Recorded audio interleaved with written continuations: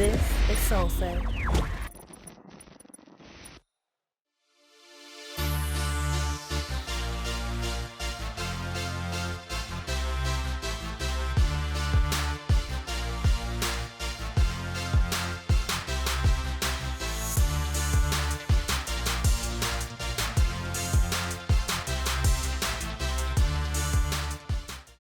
Hey y'all, it's your girl MzMetchi, and you're now tuned into the Blueprint Media Company presents Corporate Chronicles. This podcast is brought to you in partnership with our good friends Solsei Co. This is something personally that I've been very, very excited about. You're in for a treat. You all have seen me advertise so much for the people that are, that follow me and follow my business. I've talked so much about building the brand and doing all of these things, but I too go to work in corporate America just like you. And I felt that this podcast was very necessary because being a Black woman in corporate America is difficult. I go home with stories sometimes and it breaks me down. And I figured that it was time to channel some of that energy that comes and give it back to the people. What I want to do is share some experiences that I've had that I honestly believe most people of color that work in corporate America have experienced the same. But I want to give you a little bit of my reaction, my real raw reaction, and also give you some tips on how you too can survive and thrive in the workplace. Now, before we get started, I want to give you a little bit of information about myself because, again, all you hear me talk about is building my business. I've worked in operational management for over 12 years. I worked in a multitude of industries, including food, retail, banking, and now corporate real estate, which I actually love out of all of those, surprisingly. I've been in management, so that has, it was very hard to jump into initially, and now that I'm in it, I find that most of my problems doesn't come with managing the team. It comes with the people that I work under. Now, what you have to look forward to within this podcast for Corporate Chronicles. Each episode, I'm going to talk about a topic. I'm going to pose it as a question, though, because I know that these are things that have happened to you, too. So I'm going to talk about that, and it'll be something that has happened in the workplace before. Then I'm going to share my personal story about how it relates to that topic. Then you all are going to get my honest reaction because, as you know, I like to keep it real. And what we're going to do here is we're going to keep it real because even though it's Corporate Chronicles, we are not at work. Okay. Then I want to give you some tips on how you can survive and thrive in the workplace. I want to give you personal things that I know and things that I know from other people of color within different industries of how they've been able to succeed despite of the things that happen. Okay. And lastly, like outside of the tips, we got to say our nice little goodbyes. This podcast is dedicated to people of color that get up every day, whether if you ride the train, you walk to work, you drive, whatever. This is dedicated to you. I am going to tell my story that I know is your story too. So let's go ahead and jump in. Now, tonight's topic, are you ready? Have you ever had to report to somebody that you know more than? Woo! I had to give a pause with that because let me tell you, I have had to deal with that on several occasions. Let me paint the picture for you right now. In the position that I currently am in corporate real estate, I am the operational genius in there. Most of my colleagues know that they can rely on me. They can call me. I pretty much know a lot of the ins and outs of the company. And I pride myself on that. I feel like if you're going to be doing something, whether if it is working, you should give your all and be excellent at everything that you do. So that's first and foremost. So it comes promotion time. Now, with the job that that I'm in, they don't really have a lot of opportunities for you to move up. So when I heard about this position, I'm like an operational manager. I'm like, oh my goodness, this is what I need to do. I already manage one office space. I've got well over 300 clients. I dominate in what I do. I've been able to recover over $300,000 for the company within not even my first 6 months of being there. So I just knew that when I applied, I aced the interview. I was just like, this is a go. There were 5 of us that applied. One person dropped out to go to another part of the company that was completely separate. So that left 4 of us. So naturally, on the day that, it was time to announce who the people were that were picked to be in the positions, I thought it was a landslide. I'm just like, I'm in here. Let's go. Let's do it. I was salty.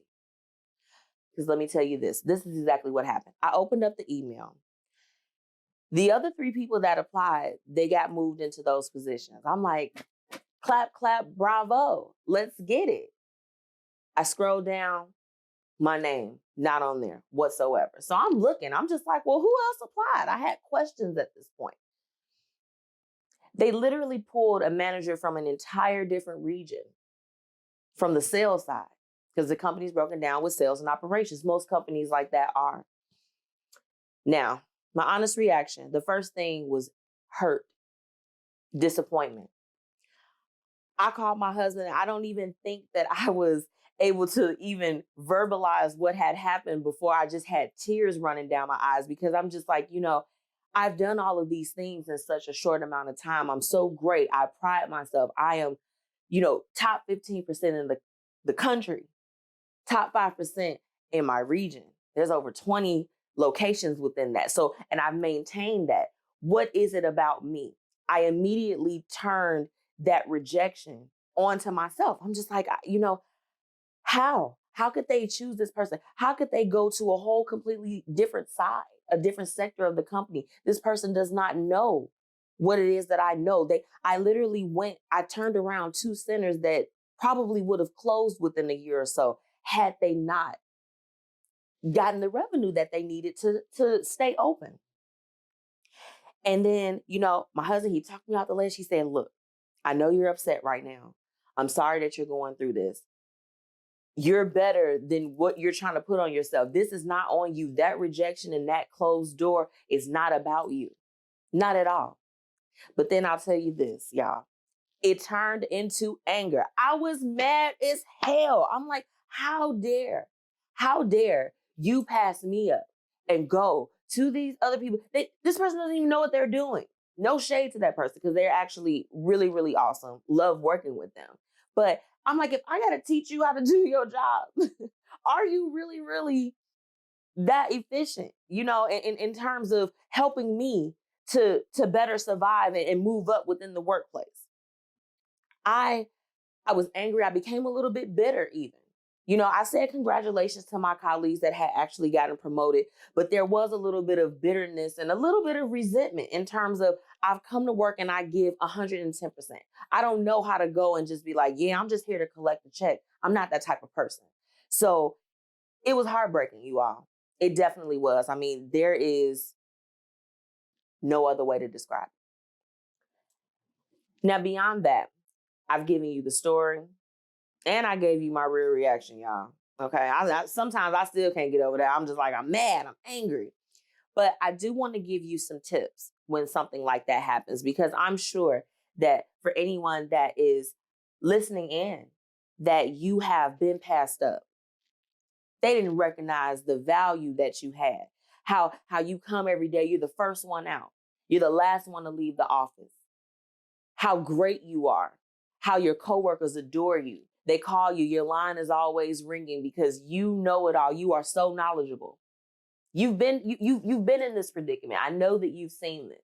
So what I like to do is offer you a few tips that has helped me and helped other people of color that I know that have been in this exact same predicament.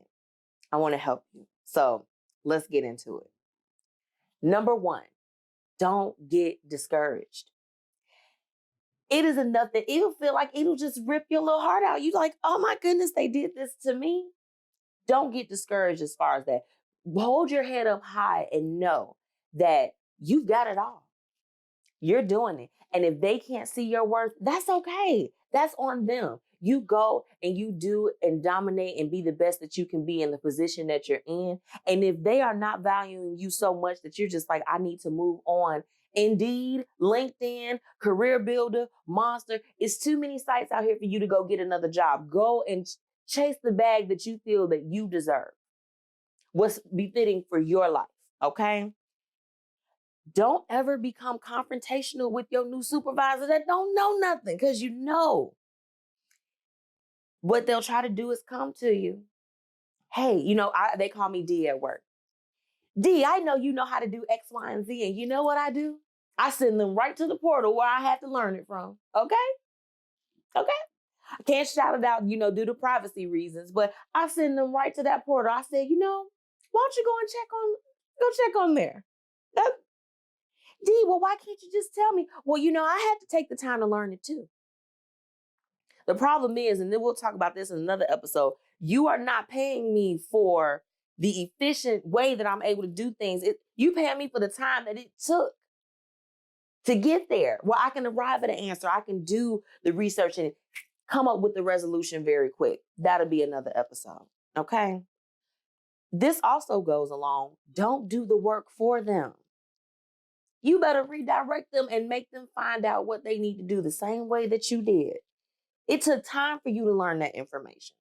So don't just give it away freely. Don't allow yourself to do the work of someone that's making probably thousands of dollars more than you. Redirect. Don't get so comfortable with rejection that you feel like another company will reject you too, or another entity, or another department. You don't have to stay put. You never have to stay put. Don't ever become content when you're not moved up, or or you have to answer to someone. You just like, they don't know anything. Why do I have to answer to them? You don't have to stay there. Move around.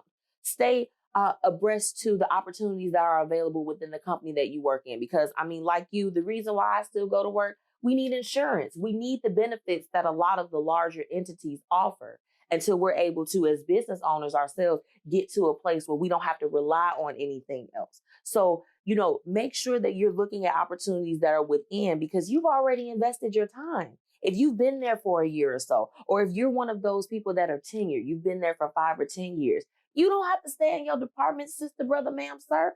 Get up. Check the portals at your job.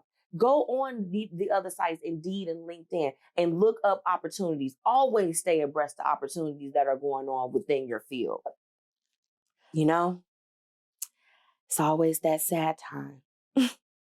I've given you all everything in terms of this topic. It's something that I'm very passionate about. I dealt with it mostly in the field that I'm in now, but when I was in banking, it was the same thing. I could run a branch with my eyes closed. But when you're not valued, they put other people in positions where it's like, okay, you know what? I got to answer to this person. Make the best of the situation that you're in, but don't feel like you got to stay there. And that's what I want to leave you with. Again, we have to thank our partners, Solsei Co. and the Blueprint Media Company. We are your one-stop shop for your media needs and event management. I'm your girl, MzMetchi, and I'm signing off. This is Corporate Chronicles.